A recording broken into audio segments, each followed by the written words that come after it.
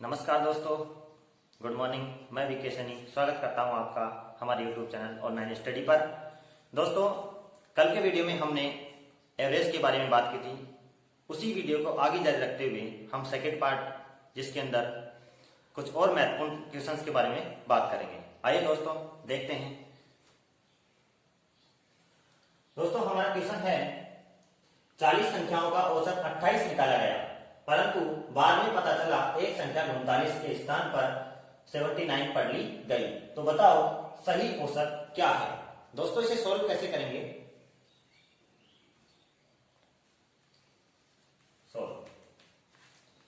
देखिए, हमें क्या दिया हुआ है, 40 संख्याओं का औसत 28 निकाला गया। तो 40 संख्याओं का योग क्या हो जाएगा? 40 संख्याओं का योग बराबर हो जाएगा यहां से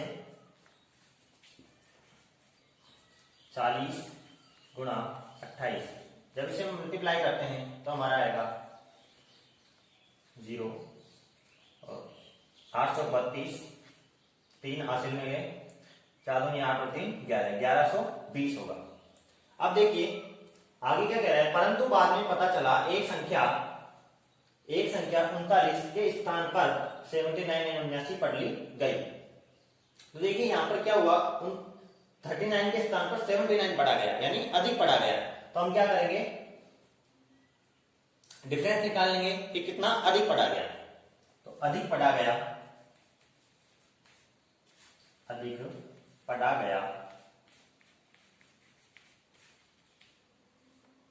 79 माइनस 39 इज इक्वल टू आ जाएगा 0.4। ओके, इसके बाद देखिए अब इतना अधिक पढ़ा गया था, यानी अब वर्तमान में कितना पढ़ा गया है। तो अब वर्तमान में योग कितना हो जाएगा, इसलिए अब योग क्या होगा, 1120 में से घटा देंगे किसको, 40, बराबर हो जाएगा 0.801 1080। अब देखिए हमारे पास संख्याओं का योग अब आ चुका है। तो सही संख्याओं का योग हमारे पास आ चुका है। तो सही संख्याओं का औसत क्या होगा? सही औसत क्या होगा, 1080 बटे 40। हमारे पास आ जाएगा 0 से 0 कैंसिल आउट हो जाएगा, 4 दूनी 8, 2 हासिल में 28, 7 चौके 28। तो यहां सही औसत क्या होगा, 27 होगा। इसके बाद हम नेक्स्ट क्वेश्चन पर चलते हैं। दोस्तों, हमारा नेक्स्ट क्वेश्चन होगा, राहुल अपने घर से बाजार 18 किलोमीटर पर आवर की चाल से जाता है तथा 12 किलोमीटर पर आवर की चाल से वापस आता है। तो पूरी यात्रा में औसत चाल क्या होगी? देखिए इसे सोल्व कैसे करेंगे। जब भी औसत चाल पूछी जाए, जाने की और आने की चाल हमारे पास दी हुई है, तो औसत चाल पूछी जाए तो हमारा फॉर्मूला होता है औसत चाल। औसत चाल निकालने का डायरेक्टली फॉर्मूला होता है 2xy upon x plus Y. यहां पर xy क्या है, चली गई चाल, तो यहां पर वैल्यू रखनी है 2 इंटू 18 इंटू 12 बटे 18 plus 12 is equal to, sorry, या 2 गुने 18 गुने 12 बटे, ये हो जाएंगे 0 और 30 हो जाएंगे। यहां से हमने इसको काटा, 15 बार काटा, और ये कट जाएगा 3 से 5 बार, 3 से 6 बार। तो यहां से हो जाएगा 12 छक्की 72 बटे 5। जब इसको डिवाइड करेंगे तो हमारा आंसर आएगा 5 एकम 5, 2 इसमें चले गए तो 22, 5 के 20, पॉइंट लगाएंगे, फिर 5 चौके 20, 14.4 किलोमीटर पर आवर। तो हमारी औसत चाल क्या जाएगी? 14.4 किलोमीटर पर आवर। इसके बाद हम नेक्स्ट क्वेश्चन पर चलते हैं। हमारा नेक्स्ट क्वेश्चन है ए बी सी डी क्रम से 4 लगातार सम संख्याएं हैं और उनका औसत 65 है, तो ए व डी का गुणनफल क्या है? देखिए इसे कैसे सोल्व करेंगे। जब भी इस तरीके का क्वेश्चन आ जाए कि 4 लगातार सम संख्याएं, 4 लगातार विषम संख्याएं और उनका एवरेज हमें दिया हुआ हो और ए व डी का गुणनफल पूछ ले, चाहे योग पूछ ले, चाहे अंतर पूछ ले, कुछ भी पूछ सकता है, तो हमेशा हमें क्या करना है, हमें ये देखना है कि उसका औसत कितना दे रखा है। जो हम जानते हैं कि औसत जो होता है उसका क्या होता है? मध्यमान होता है। क्या होता है? मध्यमान होता है। तो उस मध्यमान के आसपास की जो संख्याएं होंगी वही क्या है? उसकी संख्याएं हैं। तो यहां पर देखिए इसका औसत कितना दे रखा है? 65 औसत दिया हुआ है 65। तो संख्याएं मान लेते हैं, देखिए ए बी और ये हमारा औसत है, यहां पर सी और डी। अब देखिए हमारा औसत क्या है? 65। तो यहां से हमने लिख दिया इसको 65। अब 4 लगातार सम संख्या है, यानी इसके जस्ट ऊपर क्या, कौन सी सम संख्या है? वही संख्या होगी। तो इसके जस्ट ऊपर कौन सी है? 64।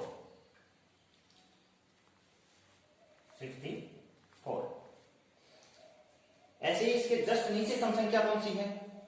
66। तो ये सी हो जाएगी। अब बी है, बी से जस्ट ऊपर ए आएगा, लेकिन हमारे पास ये क्या है? सम होनी चाहिए। तो 64 से पहले 63 आएगा, लेकिन उससे पहले सम, ये सम थोड़ी है, विषम है, तो उससे पहले क्या होगा? 62। तो 62। सेम ऐसे ही हो जाएगा 68। तो यहां पर हमारे पास जो संख्याएं हैं ए बी सी और डी हो जाएगी। ए हो जाएगी 62, बी 64, सी 66 और डी 68। अब हमें पूछा गया है ए व डी का गुणनफल क्या है? कर लेंगे। जब हमारे पास इनके मान आ गए हैं तो हम गुणनफल निकाल सकते हैं। तो इसलिए ए व डी का गुणनफल क्या हो जाएगा? 62 इंटू 68। जब हम इसे सोल्व करेंगे तो हमारे पास आंसर आएगा 4216, 4216। ठीक है दोस्तों, एक बार इसे फिर देख लेते हैं। जब भी इस तरीके का क्वेश्चन आ जाए कि लगातार चार सम संख्याएं, अब लगातार 4 दर में 4 आए, कितनी भी आ सकती है? सम आए, विषम आए, और यहां पर गुणनफल, योग या फिर अंतर कुछ भी पूछ सकता है, और हम उनका एवरेज दिया हुआ हो, तो उसे कैसे सोल्व करते हैं? हम जानते हैं औसत क्या है? इसका मध्यमान है। तो मध्यमान से जस्ट ऊपर की संख्याएं और नीचे की संख्याएं जो पूछ रहा है, जैसे इसमें सम पूछ रहा है तो सम संख्याएं ऊपर की और सम संख्या नीचे की, तो इस तरीके से इनकी वैल्यू निकाल लेते हैं। इसके बाद हमसे क्या पूछा? ए व डी का गुणनफल। तो यहां से ए व डी का गुणनफल निकाल लेंगे, तो हमारा आंसर 4216 होगा। इसके बाद नेक्स्ट क्वेश्चन पर चलते हैं। हमारा नेक्स्ट क्वेश्चन है 24 विद्यार्थियों की कक्षा का औसत भार 35 किलोग्राम है। यदि शिक्षक का भार शामिल कर लिया जाए तो औसत भार 400 ग्राम बढ़ जाता है, तो शिक्षक का भार है। देखिए दोस्तों, इसे कैसे सोल्व करेंगे? यहां पर हमें औसत भार कितना दिया हुआ है? 35 किलोग्राम, जबकि शिक्षक को शामिल करने के बाद औसत भार कितना बढ़ रहा है? 400 ग्राम बढ़ रहा है। यहां पर किलोग्राम है, ये ग्राम है, तो पहले हम इस ग्राम को किसमें? किलोग्राम में चेंज कर लेते हैं। तो यहां पर शामिल करने पर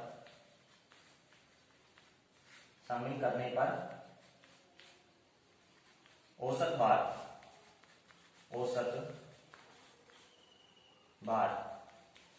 अब कितना हो जाएगा? 400 बटे 1000, तो ये हो जाएगा 0.400 ग्राम। 0.400 ग्राम। अब देखिए, हमसे शिक्षक का भार पूछा हुआ है, अब यहां से हम देख सकते हैं कि जब 24 विद्यार्थी थे तो औसत भार 35 किलोग्राम था, और जब शिक्षक को शामिल किया गया तो औसत भार 400 ग्राम बढ़ गया। यानी कि जो 400 ग्राम बढ़ा है जब शिक्षक को शामिल किया तो बढ़ा है, इसका मतलब शिक्षक का भार 35 किलोग्राम से ज्यादा होगा। तो अब जो ये 400 ग्राम जो भार है, यानी 0.400, सॉरी ये किलोग्राम होगा, अब किलोग्राम में चेंज हो गया, ये 0.400 किलोग्राम।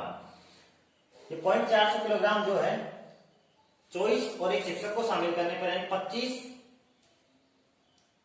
व्यक्तियों पर बढ़ जाएगा। तो अब शिक्षक का भार क्या होगा, इसलिए शिक्षक का भार क्या हो जाएगा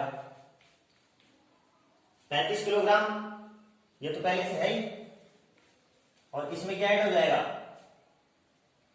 24 और एक शिक्षक शामिल हो गया, यानी अब कितने हो गए 25, और 25 पर 0.400 किलोग्राम और बढ़ रहा है, तो इसको मल्टीप्लाई कर देंगे 0.400, इसे सोल्व कर लेंगे। 35 प्लस इसको जब मल्टीप्लाई करेंगे तो आंसर आएगा 10, यहां से हो जाएगा 45 किलोग्राम। तो अब शिक्षक का भार कितना हो जाएगा 45 किलोग्राम हो जाएगा। इसके बाद हम नेक्स्ट क्वेश्चन पर चलते हैं। दोस्तों हमारा अगला क्वेश्चन है, 3 लड़कों की औसत आयु 18 वर्ष है तथा उनकी आयु का अनुपात 2:3:4 है, तो सबसे छोटे लड़के की आयु क्या है। देखिए दोस्तों इसे कैसे सोल्व करेंगे। 3 लड़कों की औसत आयु 18 वर्ष है, तो इनकी कुल आयु कितनी हो जाएगी, कुल आयु ये हो जाएगी 18 गुणे 3, यानी हो जाएगा 54 वर्ष। ठीक है, अब देखिए उनकी आयु का अनुपात 2:3:4 दे रखा है, तो सबसे छोटे लड़के की आयु क्या होगी। अब सबसे छोटे लड़के का पता कैसे लगाएंगे, इनमें जो अनुपात सबसे कम है वही सबसे छोटा लड़का है। तो अब सबसे छोटे लड़के की आयु क्या होगी, सबसे छोटे लड़के की आयु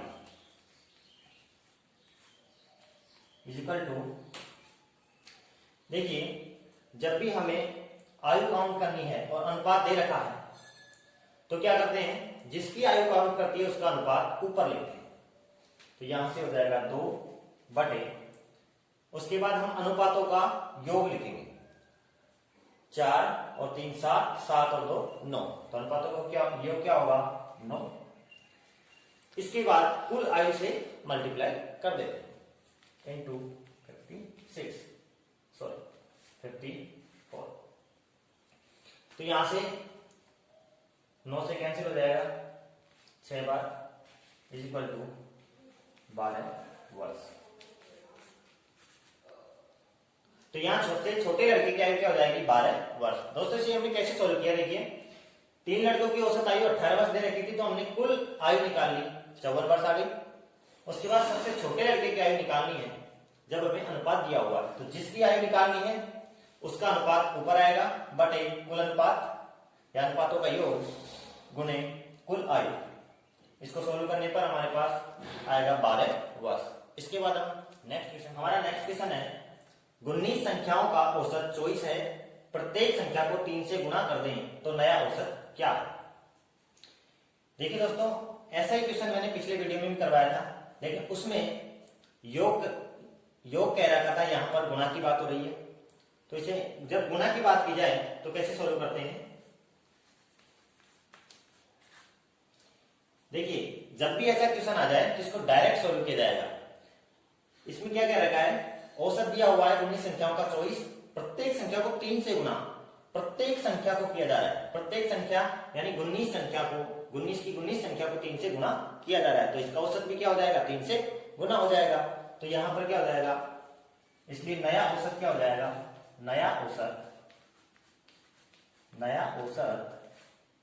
हो जाएगा 24 गुणे 3 बराबर